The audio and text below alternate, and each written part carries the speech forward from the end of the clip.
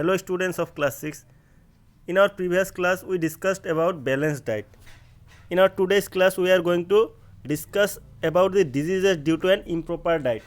আমি proper diet consume নকৰিলে আমাৰ কি ডিজিজ হ'ব পাৰে আমি তাৰ বিষয়ে এইটো সেকশনত ষ্টাডি কৰিম energy requirement vary from person to person আমি আগতে ডিসকাস কৰিছো যে energy requirement is not same for every person না এটা লয়াৰ যোনে কোৰ্টত কাম কৰে he will need much less energy as compared to a labor যোনে গোটে দিনটো physical work কৰে না so those person who do physical works for the whole day needs more energy as compared to the person who does less physical work okay deficiency of one or more nutrients affect our health by causing deficiency diseases like goiter, night blindness, malnutrition and anemia. So আমাৰ বডিত কিবা নিউট্ৰিয়েন্টছৰ যদি কমি হয় তেনেহলে আমি এইবোৰ diseases আমি face কৰিব পাৰো like গোইটাৰ night blindness মেলনিউট্ৰিশ্যন and anaemia এইবোৰ কিহৰ কাৰণে কোনটো নিউট্ৰিয়েন্টছৰ কমিৰ কাৰণে কোনটো বেমাৰ হয় আমি পিছত ডিসকাস কৰিম না Now in this section we will study how the lack of certain type of food in our diet can harm our body এইটো সেকশনত আমি কি স্টাডি কৰিম কিছুমান ফুড যদি আমাৰ ডায়েটত লেক কৰে আমাৰ ডায়েটত যদি এবসেন্ট থাকে আমাৰ ডায়েটত যদি ইনাফ প্ৰেজেন্ট না থাকে তেনেহলে আমাৰ কি হাৰ্ম হ'ব পাৰে আমাৰ বডিত সেই টপিকৰ ওপৰত আমি ডিসকাস কৰিম the first is malnutrition Here you can see the definition of malnutrition, the imbalance in the nutrition available and the amount of nutrition required to ensure proper growth and development is called malnutrition. This is the definition, na? The definition diya ase tumaloge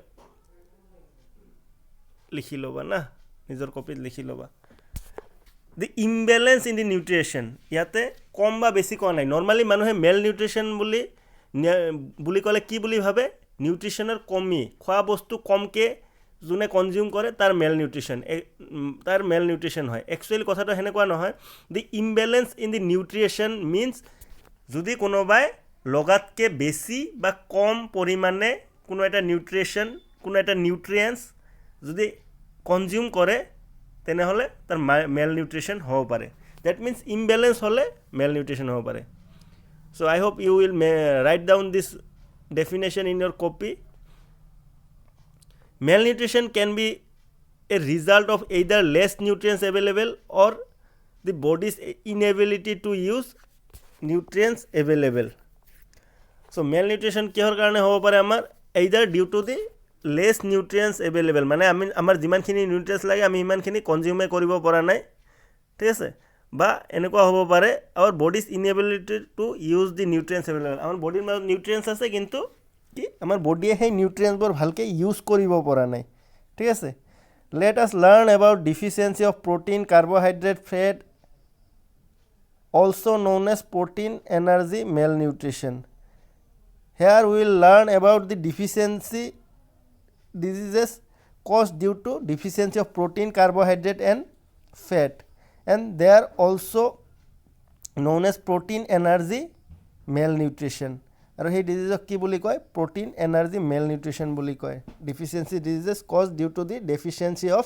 carbohydrate protein and fat এই তিনটা বস্তুৰ deficiency হলে যোনটো disease আমি face কৰিব লগা হয় সেই ডিজিজটোক ইন শৰ্ট কি বুলি কয় protein energy malnutrition PEM বুলিও কোৱা হয় there are two kinds of PEM আমাৰ protein energy malnutrition আমাৰ দুই ধৰণৰ আছে the first one is marasmus and the second is kwashiorkor না দুটা আমাৰ protein energy malnutrition আছে এটা হল marasmus and আৰু এটা হল kwashiorkor now let's discuss about marasmus first a diet deficient in energy as well as protein caused a deficiency disease called marasmus আমাৰ ডায়েটত যদি ডেফিচিয়েন্ট মানে কমকে থকা না ঠিক আছে এ ডায়েট ডেফিচিয়েন্ট ইন এনার্জি ঠিক আছে, মানে আমাৰ ডায়েটত যদি এনাৰ্জি মিনছ কাৰ্বহাইড্ৰেটৰ যদি কমি থাকে এজ ৱেল এজ প্ৰটিন আৰু প্ৰটিনৰ যদি কমি থাকে then we may suffer from the deficiency disease called marasmus. ঠিক আছে, a child suffering from this disease is very thin and weak and is unable to move.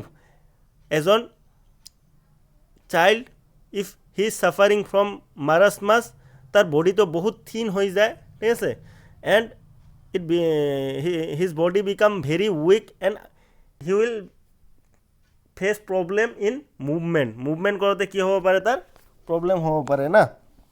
these are the symptoms of marasmus। ঠিক আছে, you can see the picture of a children who is suffering from marasmus। তাৰ বডিটো কি হৈ গৈছে, একদম থিন না, শুকান হৈ গৈছে না। and in this picture the boy seems to be very weak, তাক বহুত দুৰ্বল নিচিনা লাগি আছে। ঠিক আছে, so these are the problem faced by a child who have deficiency disease called marasmus। growth is stunted and body tissue slowly waste away। কি হয়, মাৰাছমাছ হ'লে আমাৰ গ্ৰ'থ ষ্টাণ্ট হৈ যায়। ষ্টাণ্টেড মানে ৰখি যোৱা, ষ্টপ হৈ যোৱা না, বডি আৰু গ্ৰ'থ নকৰে।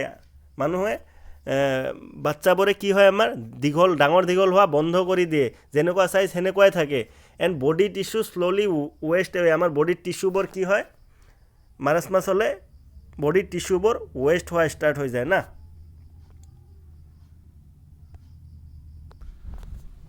ষ্টুডেণ্টছ, নাও দি ছেকেণ্ড ডিফিচিয়েঞ্চি ডিজিজ ইজ kwashiorkor না। kwashiorkor, a diet deficient in protein affects young children and result in a disease called kwashiorkor না। আমাৰ kwashiorkor কেতিয়া হ'ব পাৰে, if there is a deficiency of protein in our diet। আমাৰ ডায়েটত যদি প্ৰটিনৰ কমি হয় বহুদিনৰ বাবে then we may suffer from kwashiorkor। Protein ডিফিচিয়েঞ্চিৰ কাৰণে আমাৰ কি হয়, kwashiorkor ডিফিচিয়েঞ্চি ডিজিজ হ'ব পাৰে। The symptoms of kwashiorkor are the stomach and feet become swollen with water। আমাৰ kwashiorkor হ'লে কি কি চিমটমছে দেখা দিব পাৰে না, সেইকেইটা আমি ডিছকাছ কৰিম ইয়াতে। the stomach and feet become swollen with water। ইয়াতে চাই আছা a child suffering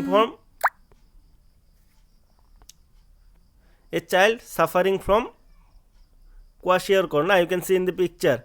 কি হৈছে ইয়াতে, দি ষ্টমাক এণ্ড ফিট বিকাম চুৱেলোৱেন, পেটটো কি হৈ যায়,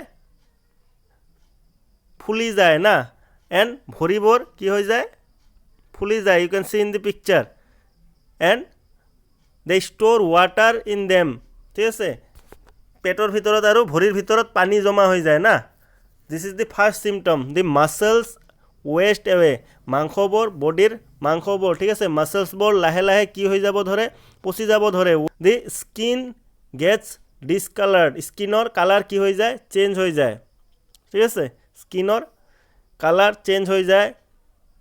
the skin gets discoloured, the hair becomes reddish and frizzy, হেয়াৰবোৰ কি হয়, ৰেডিছ ইন কালাৰ হৈ যায়। নৰ্মেলি আমাৰ হেয়াৰ কালাৰ ব্লেক হয়, কিন্তু kwashiorkor হ'লে the hair becomes reddish and frizzy মানে ইজিলি ব্ৰেকেবল। ঠিক আছে, frizzy means easily breakable and curly টাইপৰ হৈ যায়। ঠিক আছে, physical and mental growth of the child is slow' down না। kwashiorkor হ'লে ফিজিকেল আৰু মেণ্টেল গ্ৰ'থ দুটাই কি হৈ যায়, শ্ল' হৈ যায় না। মানে ফিজিকেলি ভালকৈ ডাঙৰ নহয় এণ্ড মেণ্টেল ডেভেলপমেণ্টো নহয়। মেণ্টেল মানে বুদ্ধিৰ যোনটো আমাৰ বিকাশ সেইটোও নহয়। ঠিক আছে, now the third deficiency disease is obesity না। third deficiency disease is obesity, when a person eats more food than is needed।